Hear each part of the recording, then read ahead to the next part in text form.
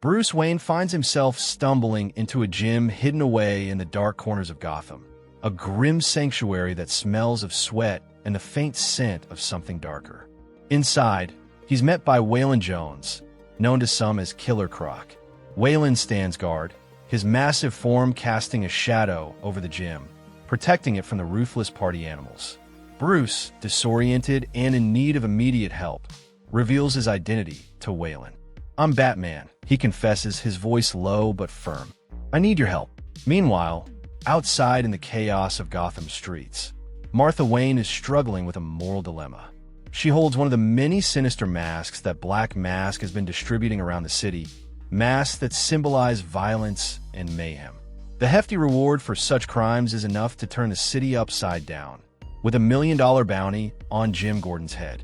As the dark and twisted figures of Gotham's criminal underworld close in, Jim, ever the protector, stands his ground, gun raised, telling Martha to run. But she refuses. "I'm not leaving you," she declares.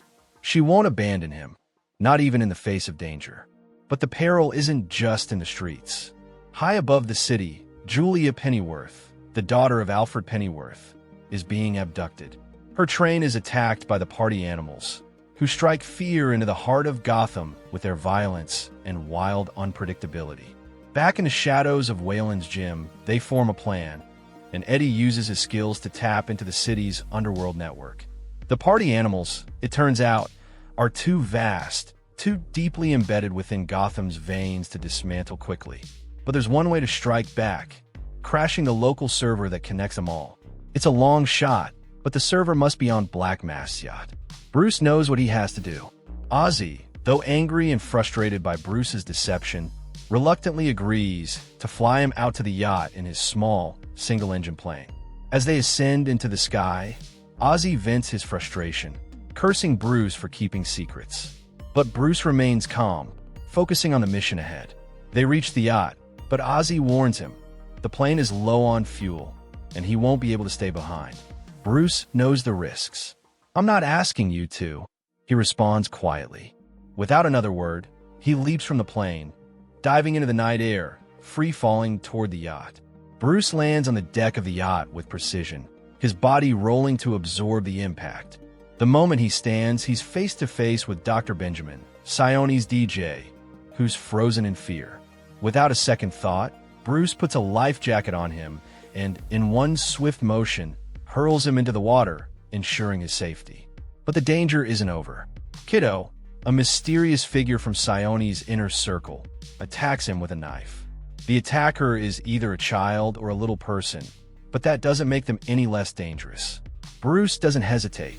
He effortlessly lifts the knife wielder, slaps a life jacket on him, and with a forceful push, sends him sailing over the edge with a powerful dropkick.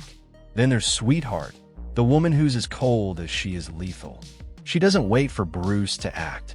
She leaps off the side of the yacht without a second glance, her own desire for freedom overpowering any sense of loyalty.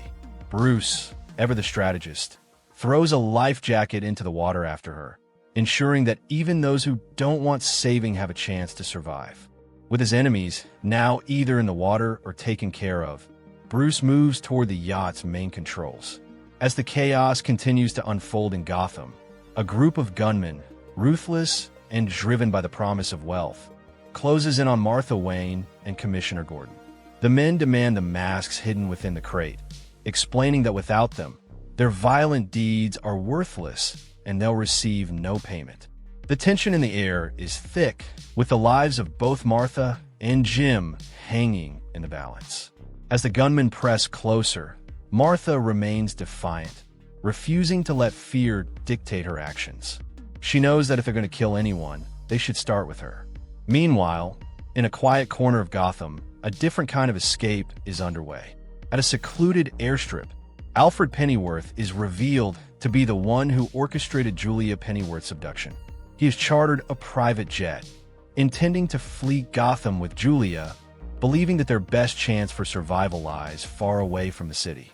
But Julia, deeply tied to her roots and the life she has built in Gotham, refuses to go. She won't abandon the city or the people she loves. In a tense confrontation, Alfred handcuffs her, forcing her onto the plane. Julia, with pain in her eyes, reveals something she's kept buried for years.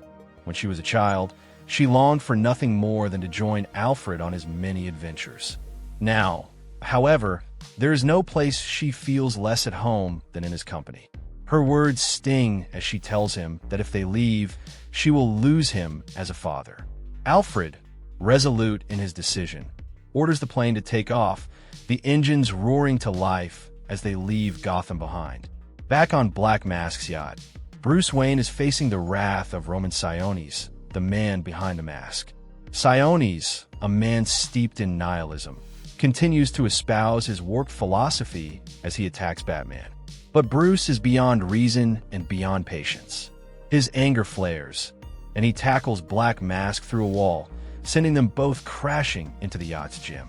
Bruce's fury takes over as he seizes a set of heavy medicine balls and begins to beat Sionis relentlessly, his strikes fueled by years of pain and injustice. The two crash through the floor, landing in a room filled with the death masks of Sionis' past victims. Without hesitation, Batman continues his assault, each punch driving Sionis closer to defeat. In a desperate attempt to fight back, Sionis grabs a cord, using it to choke Batman. But Batman is far from helpless. With precision, he uses the ears of his cowl, stabbing them into Sionis' mask and into his eyes. The pain is excruciating for Sionis, but Bruce is unrelenting. He grabs a life jacket and, with a final act of defiance, throws Sionis overboard, even as Sionis weakly protests, claiming that Batman has no idea what he's done.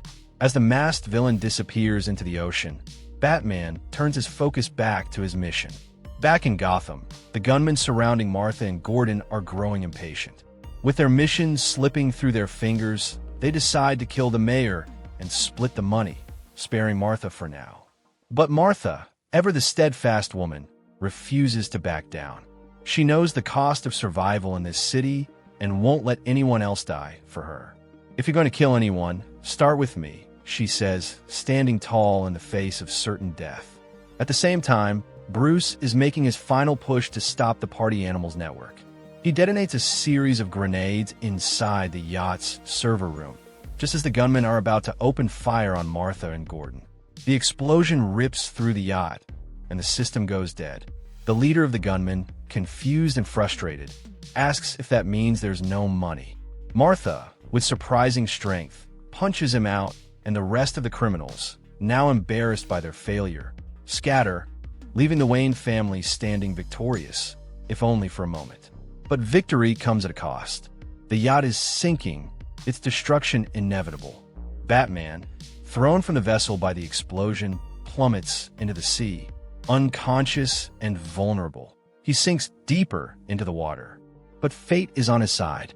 As he sinks, he lands with a soft thud on the roof of the Batmobile, which has surfaced from the depths. Alfred, ever the protector, emerges from the Batmobile and pulls Bruce into the cockpit, beginning to tend to his wounds. He looks at Bruce with a mix of concern and determination, stating that if Bruce is staying in Gotham, then Alfred is too. Meanwhile, far from Gotham, in a hidden medical facility, the Joker is undergoing a grotesque procedure. His skin, now bleached white, is marked with green veins, a chilling testament to the madness that courses through his veins. As multiple infants' blood flows into him through a transfusion, the Joker's transformation takes another twisted turn. His assistant informs him that Black Mask has failed, but the Joker is far from bothered. His mind, always plotting, moves on to the next phase. "Get Bane," he orders, his voice cold and calm. And that's the story, folks. Please, leave your thoughts below, and don't forget to like and subscribe for more videos like this one. See you next time.